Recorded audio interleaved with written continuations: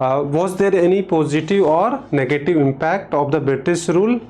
तो इसमें positive negative हमें दोनों ऐड करने हैं, क्योंकि यहाँ पॉजिटिव का लिखा हुआ, बट आप जैसे क्वेश्चन देखोगे ना एनसीईआरटी का, फर्स्ट और शायद सेकंड लास्ट से, फर्स्ट तो दे रखा है नेगेटिव का, और उसके बाद में शायद सेकंड लास्ट या लास्ट क्वेश्चन दे रखा है एनसीईआरटी के अंदर, वो दे रखा है पॉजिटिव का। तो इसका मतलब आपको दोनों ही चीज़ें तैयार करनी है, पॉजिटिव और नेगेटिव इम्पैक्ट दोनों अलग सेपरेट तैयार करना है। तो सबसे पहले हम पॉजिटिव की बात करें तो पॉजिटिव ढूंढना बड़ा मुश्किल है, बाकी नेगेटिव तो आपके पास बहुत सारे हो जाएंगे, और इन दोनों को ही आंसर करने के लिए हमारे को एक्स्ट्रा कुछ पढ़ने की ज़रूरत नहीं है।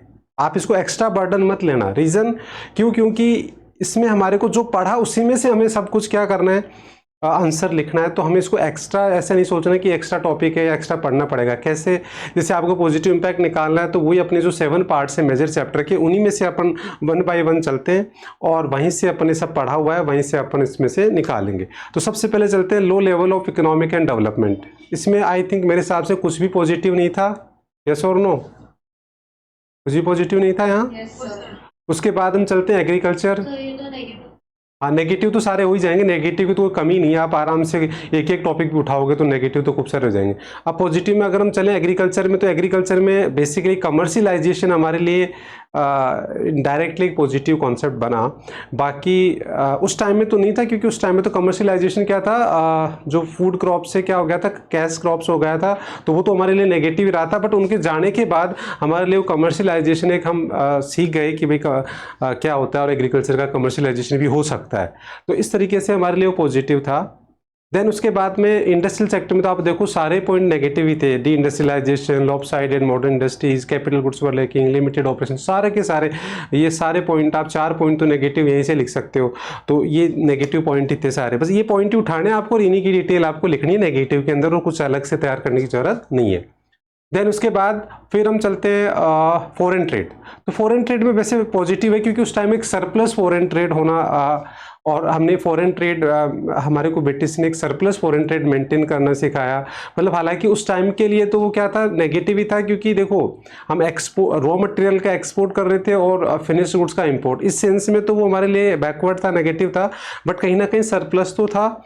तो एक सरप्लस ट्रेड, हमारे को ये मैसेज गया कि हम एक फॉरेन ट्रेड जो है वो सरप्लस कर सकते हैं, और इस तरीके से हमारा फॉरेन ट्रेड अच्छा हो सकता है। तो ये एक बाद में, उनके जाने के बाद में हमारे लिए एक पॉजिटिव इम्पैक्ट रहा। मतलब सारे पॉजिटिव इम्पैक्ट थे उनके जाने के बाद ही हुए। जब वो रूल कर रहे थे उस टाइम में तो उन्होंने ऐसा कुछ इंटेंशन और ऐसा होने भी नहीं दिया। तो ये हम फॉरेन ट्रेड वाला भी एक टॉपिक ले सकते हैं। देन उसके बाद में डेमोग्राफिक स्ट्रक्चर में आपने देखा कि वहाँ तो सारा डेटा ही है, और वो भी उसमें भी सारे कोई ज़्यादा इंप्रूवमेंट नहीं था, तो कोई पॉजिटिव वहाँ पॉइंट नहीं है। उसके बाद फिर हम ऑक्यूपेशनल स्ट्रक्चर में चलें तो वहाँ भी कुछ पॉजिटिव नहीं है। देन उसके बाद इंफ्रास्ट्रक्चर में रेलवे ओवरऑल इंफ्रास्ट्रक्चर, जैसे कम्युनिकेशन एवेज, मतलब थोड़ा थोड़ा हम कहें तो रेलवे का एक सेपरेट पॉइंट बना सकते हैं, बाकी का एक अलग बना सकते हैं। तो वहाँ दो हमारे को निकल रहा है कि वहाँ से कुछ पॉजिटिव पॉइंट निकल रहे हैं। तो अब देखिए क्या क्या पॉजिटिव है। सबसे पहले आ जाइए इंट्रोडक्शन ऑफ रेलवे। तो सबसे पहले रेलवे का दे रखा। तो रेलवे के आपको पता है कि उसके positive impact on Indian economy मैंने पढ़ा। ये तो जो पढ़ा उसी में से आपको इसका पॉजिटिव इंपैक्ट, मतलब अलग से तैयार नहीं करना, जो पढ़ा है वही आपको इसमें तैयार लिखना है। Then introduction of commercialisation of agriculture. तो इसके बारे में उस टाइम में तो पॉजिटिव नहीं था, बट लेटर ऑन हमारे को इसका फायदा मिला। कैसे मिला वो सब कुछ यहाँ लिखा हुआ है, वहीं जो आपने पढ़ा उसी के हिसाब से सब लिखा। Agriculture was subsistence nature, but with the commercialisation of agriculture the agriculture production was carried out as per the market requirement. मतलब हम धीरे धीरे वो एक कमर्शियलाइजेशन क्रॉप्स के हैबिचुअल हो गए, हमारे को कमर्शियलाइजेशन का कॉन्सेप्ट मिल गया। तो ब्रिटिश के जाने के बाद भी हमने ये अब आज हमारा कंटिन्यू रहा, और आज भी हमारा एग्रीकल्चर का कमर्शियलाइजेशन, जो एग्रीकल्चर के बहुत सारे एक्सपोर्ट्स हैं प्रोडक्ट, वो ऑल ओवर द वर्ल्ड में हमारे एक्सपोर्ट्स होते हैं। तो ये कहीं ना कहीं एक आउटलुक हमारा चेंज हुआ, एक परसेप्शन चेंज हुआ एग्रीकल्चर को, कि एग्रीकल्चर से भी हम बिजनेस कर सकते हैं। बट अभी भी इंडिया के अंदर देखो कमर्शियलाइजेशन ऑफ एग्रीकल्चर बहुत बड़ा स्कोप है, अभी बहुत कुछ करने की जरूरत है। बट हाँ, कुछ लेवल तक हुआ है डेफिनेटली। देन उसके बाद में इंट्रोडक्शन ऑफ फ्री ट्रेड। ये मैंने आपको बताया था कि ट्रेड के अंदर, फ्री ट्रेड का मतलब विदाउट एनी टैक्स। तो वो फ्री ट्रेड उन्होंने कॉन्सेप्ट दिया। सरप्लस मेंटेन हुआ कि ऐसा करके भी हम सरप्लस करके भी अर्न कर सकते हैं। तो ये सारा कॉन्सेप्ट उन्होंने दिया। डेवलपमेंट और इंफ्रास्ट्रक्चर, ये अलग से पॉइंट है, दो अलग पॉइंट बन गए इंफ्रास्ट्रक्चर का। एक रेलवे का अलग बना दिया, और एक आप बाकी जैसे कम्युनिकेशन, जो एयरलाइंस है उनका सबका एक अलग से पॉइंट बना सकते हैं। देन उसके बाद फिर प्रमोट ऑफ वेस्टर्न कल्चर, ये कहाँ से आया था? वेस्टर्न कल्चर बेसिकली कहाँ से हुआ था? हमने कहाँ पढ़ा था वेस्टर्न कल्चर का पॉइंट? उसमें डीके ऑफ हैंडीक्राफ्ट इंडस्ट्री में पढ़ा था, रीजन्स में। तो वेस्टर्न कल्चर डेवलप होने का हमारे को क्या फ़ायदा मिला कि एक मॉडर्नाइजेशन हुआ इनडायरेक्टली, मतलब हम वेस्टर्नलाइजेशन होने से, हालांकि वैसे उस टाइम में तो बहुत नेगेटिव इम्पैक्ट पड़ा था, बट लेटर ऑन वेस्टर्नलाइजेशन होने से कहीं ना कहीं हम आज मॉडर्नाइज हुए और अपनी टेक्नोलॉजी से अपडेट हुए। नहीं तो हम पता ही नहीं था कि वॉट आज प्रेजेंट में तो देखो आप जानते हो हर हैपनिंग, जो भी कुछ नया इनोवेशन होता है सब कुछ वो तो आजकल सोशल मीडिया पे उस पर तुरंत इमीडिएटली पता लग जाता है। हर इवेंट हमारे को पता होती है, क्योंकि आजकल तो कॉन्सेप्ट ही अलग हो गया। बट उस टाइम में इतना कम्युनिकेशन सब कुछ नहीं था। तो उस टाइम में जो वेस्टर्नलाइजेशन किया तो हमारे को पता लगा कि यार देखो, उससे पहले आप एक छोटा सा एग्जाम्पल दे दो, इसमें आप एग्जाम्पल भी दे सकते हो कि जो हमारा हैंडीक्राफ्ट इंडस्ट्री था वो किससे बनता था? हैंडमेड बनता था। बट जब हमारे को पता लगा कि यार मशीन मेड प्रोडक्ट बन सकता है और वो क्वालिटी में अच्छा हो सकता है, कॉस्ट कम हो सकता है, तो फिर धीरे धीरे हमारे को भी उस पर फोर्सफुली सोचना पड़ा कि यार हमें भी, और ये रीज़न है कि फिर धीरे धीरे हमने अपना मॉडर्नाइजेशन किया। तो इस तरीके से हम बता सकते हैं कि कहीं ना कहीं हमारे को कंपटीशन मिला और हमारे को पता लगा कि हमें फोर्सफुली ये सारी चीज़ें करनी पड़ी। देन उसके बाद में रोल मॉडल, ये एक बहुत अच्छा है कि जो एडमिनिस्ट्रेटिव, आपको देखा था कि उस टाइम में मैंने आपको बताया था कि जो इंडिया की पॉपुलेशन थी एट द टाइम इंडिपेंडेंस वो 32 करोड़ थी, और उसमें से हार्डली 1 करोड़ लोग ब्रिटिशर्स थे। वो आराम से पूरी इंडिया, इतना बड़ा एरिया वाइज भी बहुत बड़ा था, और वो जो कंट्रोल कर रहे थे वो लोग भी बहुत कम थे। फिर भी उन्होंने एक इफेक्टिव एडमिनिस्ट्रेशन और कंट्रोल करके 200 ईयर तक रूल करना अपने आप में एक इफेक्टिव एडमिनिस्ट्रेशन और कंट्रोल ही है। तो वो चीज़ उन्होंने की, वो कंट्रोल और आज तक चला आ रहा है, क्योंकि जो सिविल सर्विसेज का कॉन्सेप्ट है या एडमिनिस्ट्रेशन जो वर्क है उस कहीं ना कहीं हमारे को ब्रिटिश से मिला, और उसको आज हम कैरी फॉरवर्ड भी कर रहे हैं। और आज भी इंडिया इतना बड़ा कंट्री इजीली मैनेज हो रहा है, सब कुछ चल रहा है। तो कहीं ना कहीं एक रोल मॉडल हमारे को वहाँ से मिला, उसको हम आज भी यूज़ कर रहे हैं। तो इस तरीके से 6 पॉइंट्स हो गए, ठीक है। आप चाहो तो इसमें ये 6 पॉइंट्स ऑलरेडी दे रखे हैं, तो एक बार आप पढ़ लेना, कोई पढ़ा भी होगा आपने। मेरे हिसाब से इसमें ऐसा कुछ तैयार करने की ज़्यादा कोई ज़रूरत नहीं, बस पॉइंट याद कर लिए जाए। और अगर आप पॉइंट याद करके अपनी लैंग्वेज में भी आप लिख दोगे तो वो इट्स ओके, क्योंकि इसमें ऐसा कुछ नहीं कि आपको एक पर्टिकुलर पॉइंट पे तो शॉर्ट नोट्स आ नहीं सकता, तो हमें ऐसे कोई कीवर्ड्स वैसे कोई ज़रूरत है नहीं। तो एक तो आएगा तो एज इट इज सेपरेट है, तो 4 मार्क्स में 4 पॉइंट लिखने, या 6 मार्क्स मैक्सिमम 6 पॉइंट्स में आएगा तो 6 पॉइंट्स लिखने। तो उस पॉइंट ऑफ व्यू से देखा जाए तो बस पॉइंट याद करके डिटेल को पढ़ो, और अपने हिसाब से आप, और पूरा चैप्टर पढ़ रहे हो तो आराम से आप लिख सकते हैं। तो बताओ पॉजिटिव पॉइंट्स में कोई डाउट है क्या? Tell me. आराम से लिख सकते हैं अपन। और नेगेटिव में तो आप क्या, कोई प्रॉब्लम ही नहीं है। नेगेटिव तो आप आराम से क्या कर सकते हैं, कहीं से 2 उठा लो किसी सेक्टर से, जैसे एग्रीकल्चर से आपने मान लो जमींदारी उठा लिया, फोर्सफुल कमर्शियल 2 उठा लिया, इंडस्ट्री से मान लो 3 उठा लिए। इस तरीके से आप अलग अलग से अलग अलग पॉइंट उठा के आराम से आप लिख सकते हैं, ठीक है। नेगेटिव में तो बस एज इट इज उठाना आपको points, as it is point उठाने और एज इट इज एक्सप्लेन। देखो पॉजिटिव में तो फिर भी आपको थोड़ा लैंग्वेज को चेंज करके लिखना पड़ेगा, बट नेगेटिव में तो आपको कुछ भी नहीं, एज इट इज आप सारा लिख सकते हैं, क्योंकि वो तो सारा नेगेटिव तो आपने डिस्कस ही सारा नेगेटिव ही किया है। यस और नो? ठीक है। और वैसे देखो आपके जो नोट्स के पीछे जो एनसीईआरटी के क्वेश्चन आंसर दे रखे हैं उनमें मैंने सब डाल रखा है क्वेश्चन आंसर में। तो वहाँ पॉजिटिव भी दे रखे हैं, नेगेटिव भी दे रखे हैं, सब दे रखे हैं, तो वहाँ से भी आपको हेल्प मिल जाएगी। नाउ अब आगे चलते हैं। देखिए ये वाले जो पॉइंट्स है 1 मार्क्स में कई क्वेश्चन आ सकते हैं। हमें पता होना चाहिए कि भाई कॉलोनियल इकोनॉमी का क्या मतलब होता है। अब देखो बुक में ये पहले दे रखा है, सब टीचर ये सबसे पहले पढ़ाते हैं। Colonial economy, semi feudal economy, dependent economy, ये सारे सबसे पहले आप कहीं भी देख लेना, चाहे यूट्यूब पे देख लेना, चाहे आप कहीं भी देख लो, सारे टीचर इनको पहले, क्योंकि बुक में दे रखा है वो पहले ही पढ़ाते हैं। बट मैंने जब देखा कि यार ये ऐसे वर्ड्स हैं जो पूरा चैप्टर पढ़ने के बाद ही समझ में आ सकते हैं और हम प्रॉपर इनके एग्जाम्पल भी दे सकते हैं, तो इस तरीके से मैंने इनको बिल्कुल एंड में डाला है। अभी आपको समझ में आएगा कि हाँ यार ये टॉपिक एंड में ही होना चाहिए। तो देखिए सबसे पहले हम चलते हैं कॉलोनियल इकोनॉमी। अब कॉलोनियल इकोनॉमी में मतलब क्या होता है? कॉलोनी का मतलब जानते हो कि कॉलोनी का मतलब होता है कि जिसके अंदर आपका सेल्फ इंटरेस्ट फुलफिल नहीं होता। क्या होता है? जो आपकी रूरल कंट्री होती है वो अपना इंटरेस्ट उसमें क्या करती है? फुलफिल करती है। यस और नो? लिखा हुआ है कि the economy in which the made the serve the interest of its rural country या rural called the colonial economy. तो मतलब कहीं ना कहीं जो रूरल कंट्री है और जो आपको डोमिनेट कर रही है उसका जो इंटरेस्ट फुलफिल हो रहा है, तो इसका मतलब हम क्या कह सकते हैं, वो कॉलोनियल इकोनॉमी होती है। तो डेफिनेशन हो गया। अब इसका एग्जांपल आप ढूंढ के बता सकते हो कि इसमें कौन सा ऐसा सेक्टर का एग्जांपल फिट बैठता है, कौन से सेक्टर में कौन सा पॉइंट इसमें फिट एग्जांपल बैठता है कि जिसे आप एग्जांपल देके बता सकते हो कि yes India was a colonial country because उसमें ब्रिटिश ने अपना ही एक जो मोटिव है वो फुलफिल किया। वैसे तो देखो बहुत सारे हैं, बट एक पॉइंट इसमें बहुत फिट बैठता है। वो कौन सा है? बेसिकली जो डी इंडस्ट्रियलाइजेशन, सबसे इंपॉर्टेंट देखो डी इंडस्ट्रियलाइजेशन बहुत ही अच्छे से इसमें बैठता है, क्योंकि उनका टू फोल्ड मोटिव कि वो इंडिया को क्या बनाना चाहते थे, रॉ मटेरियल हब। तो वो टू फोल्ड मोटिव वाला बहुत ही बिल्कुल स्पेसिफिक एग्जांपल जा सकता है इसमें, यस और नो। तो आप बताओ टू फोल्ड मोटिव से आप इसको तुरंत समझ गए कि हाँ यार मतलब क्या होता है कॉलोनी, क्या होता है कि इंटरेस्ट ऑफ डोमिनेंस कंट्री का क्या मतलब होता है। तो आई होप इस तरीके से आप अपने आराम से अपनी लैंग्वेज में लिख सकते हो बच्चे, यस और नो एग्जाम्पल के साथ। क्लियर है क्या सबको? ना नेक्स्ट देखिए सेमी फ्यूडल। ये थोड़ा सा समझने में दिक्कत आती है। कोई बता सकता है सेमी फ्यूडल का मतलब क्या होता है? ये ह्यूमैनिटीज वाले बच्चे बता सकते हैं आराम से सेमी फ्यूडल, क्योंकि ह्यूमैनिटीज में तो ये वर्ड यूज होता होगा शायद। हाँ फ्यूडल क्या होता है बताओ? जो रिलेशनशिप होते हैं जैसे लैंडलॉर्ड और टेनेंट के बीच, जो टेनेंट जैसे लार्ज अमाउंट पे करते हैं उन्हें हाई रेंट देने पड़ते हैं लैंडलॉर्ड को। तो मतलब फ्यूडल मतलब का मतलब होता है सोशलिस्ट इकोनॉमी, मतलब जहां गवर्नमेंट की डोमिनेंसी हो, फ्यूडल वर्ड उसके लिए होता है। देखो फ्यूडल का मतलब नेहल ने बहुत सही बता दिया।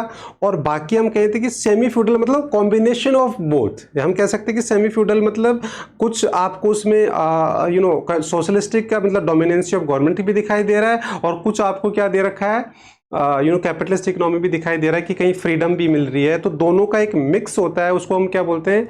सबसे बेस्ट एग्जांपल है जमींदारी। जमींदारी से पूरे अच्छे से समझ में आ जाता है, क्योंकि देखो जमींदारी के अंदर देखें तो वहाँ जो गवर्नमेंट है उसकी डोमिनेंसी थी, क्योंकि गवर्नमेंट जो है वो क्या करती थी, लगान वसूल करती थी, और वो charge fix amount from the जमींदार। तो ये तो हो गया फ्यूडल। और जमींदार फिर फ्री टू चार्ज, मतलब वहाँ फ्रीडम भी थी, तो इसका मतलब वो क्या हो गया। तो इस तरीके से हम एक जमींदारी जो सिस्टम था वो the best example of feudal economy. I hope clear है। तो अब आपको समझ में आ रहा होगा कि अगर मैं इसको शुरू में पढ़ाऊं तो क्या मैं इसको समझाना इजीली समझा सकता था आपको, क्योंकि जब मेरे को आपको पता ही नहीं जमींदारी क्या होता है, आपको पता ही नहीं टू फोल्ड मोटिव क्या होता है, तो वो समझने में मतलब इतना, हालांकि समझा रहे टीचर्स, बट वो ये है कि एक प्रॉपर तरीके से अंडरस्टैंडिंग जो है ना वो नहीं हो सकती। नाउ नेक्स्ट अब देखो डिपेंडेंट इकोनॉमी। अब डिपेंडेंट इकोनॉमी क्या होती है, डेफिनेशन तो लिखी हुई है कि डिपेंडेंट इकोनॉमी क्या होती है, we become a dependent of the other economy. तो डिपेंडेंट इकोनॉमी में तो आपको पता है सबसे क्लासिकल एग्जांपल कौन सा जाएगा। एक इसमें देखो कमर्शियलाइजेशन वाला पॉइंट डाल सकते हैं कि हम रॉ मटेरियल बेचते थे, मतलब हम कैश क्रॉप्स हम कल्टिवेट करते थे, एज रॉ मटेरियल बेचते थे, और जो फूड ग्रेन है वो हम इंपोर्ट कर रहे थे। तो एक तो ये पॉइंट, या इससे भी अच्छा पॉइंट आप जो डालेंगे वो आप डाल सकते हैं कि items of import and item, foreign trade में डाल सकते हो ना, items import and items of export. तो उससे बिल्कुल क्लियर हो जाएगा कि उस टाइम में हमारे जो आइटम्स ऑफ एक्सपोर्ट्स थे वो क्या थे, प्राइमरी प्रोडक्ट्स, जबकि और जो आइटम्स ऑफ इंपोर्ट थे वो फिनिश्ड गुड्स। तो अपने आप में वो क्या शो करता है, डिपेंडेंसी, यस और no.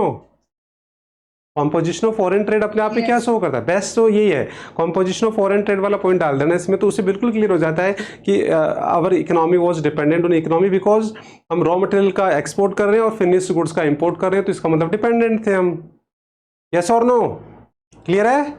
Yes sir, yes sir. उसके बाद नेक्स्ट चलते हैं बैकवर्ड इकोनॉमी या अंडर डेवलप्ड। तो बताओ इसमें क्या एग्जाम्पल जाएगा। इसमें तो बिल्कुल क्लियर ही दे रखा है एग्जाम्पल, आराम से बता सकते हैं आप कौन सा एग्जाम्पल जाएगा। Low level of economic development पर कैपिटा इनकम और जीडीपी वाला एग्जाम्पल देंगे इसमें हम, कि उस टाइम में हमारा जीडीपी 2% था, पर कैपिटा इनकम 0.5%, तो इसका मतलब वी वर बैकवर्ड।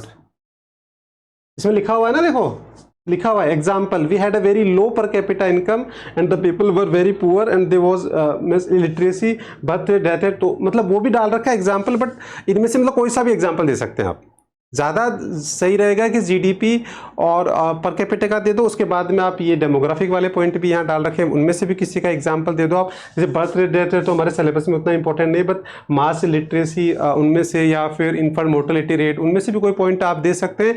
बट और ज़्यादा आप फर्स्ट वाला पॉइंट है low level of economic development, वो वाला भी बता सकते हैं। ठीक है, उसे पता लग जाता है कि अवर इकोनॉमी इज बैकवर्ड इकोनॉमी। ठीक है, नेक्स्ट आता है डिप्लीटेड और डेप्रिशिएट इकोनॉमी। इसमें कौन सा एग्जांपल जाएगा? डिप्लीटेड और डेप्रिसिएशन का मतलब ये होता है कि जैसे हमारा एक्सप्लॉइटेशन किया बेटे, ये इसी पे डिबेट है, वो जो आप यूट्यूब पे बता रहा शशि थरूर की जो डिबेट है वो बेसिकली यही है कि हमारी इकोनॉमी डेप्रिसिएटेड हुई और डिप्लीटेड हुई, तो the British government must be compensate Indian economy. मतलब इसी टॉपिक पे उन्होंने बहुत अच्छा सा डिबेट किया ब्रिटेन में जाके, तो वो आप यूट्यूब पे मैं भी भेज दूंगा लिंक, आप देखोगे तो आपको पता लगेगा कि अब उन्होंने क्या किया, हमारी इकोनॉमी को एक्सप्लॉइट तो किया, बट उसके लिए कोई भी ऐसा प्रोविज़न नहीं बनाया कि जिसकी वजह से हमारी इकोनॉमी वापस रिवाइव होती, या उन्होंने कोई कंपनसेशन नहीं किया। मतलब डेप्रिसिएट इकोनॉमी मतलब केवल एक्सप्लोइटेशन कर दिया। बाकी नॉर्मली क्या होता है कि यार कुछ तो थोड़ा बहुत तो ऐसा करते जिसकी वजह से हमारा को कोई ना कोई कहीं ना कहीं बेनिफिट तो होता, बट उन्होंने ऐसा बिल्कुल भी नहीं सोचा। उन्होंने वन साइडेड अप्रोच रखी, केवल उन्होंने एक्सप्लोइट करते रहा। तो डेप्रिसिएट इकोनॉमी मतलब कोई भी एक्सप्लोइटेशन किया और उसकी कोई रिकवरी नहीं हुई, तो उसको हम डेप्रिसिएट इकोनॉमी बोलते हैं। तो देखो पहले मीनिंग देख लो। Depleted economy is the economy where in no arrangements have been made to replace the depreciated physical assets on the account of the excessive use। तो उन्होंने हमारी बहुत एक्सेसिव यूज़ किया हर चीज़ का, जैसे रॉ मटेरियल के सेंस में हर जगह हमारे को यूज़ किया, बट उन्होंने ऐसा कोई उसका रिप्लेसमेंट हमारे को नहीं दिया। तो अब जैसे शशि थरूर ने डिबेट की, उन्होंने कहा कि हमारे को अब ब्रिटेन को कंपनसेट करना चाहिए। उस टाइम में हमारा एक्सप्लॉइटेशन किया तो ब्रिटेन को आज कंपनसेट करना चाहिए, बट आज तो वो इस पोजीशन में नहीं है, वो हमारे को क्या करेगा, हमारे से पीछे चला गया। तो इस तरीके से अब इसमें एग्जाम्पल कौन सा जाएगा बताओ?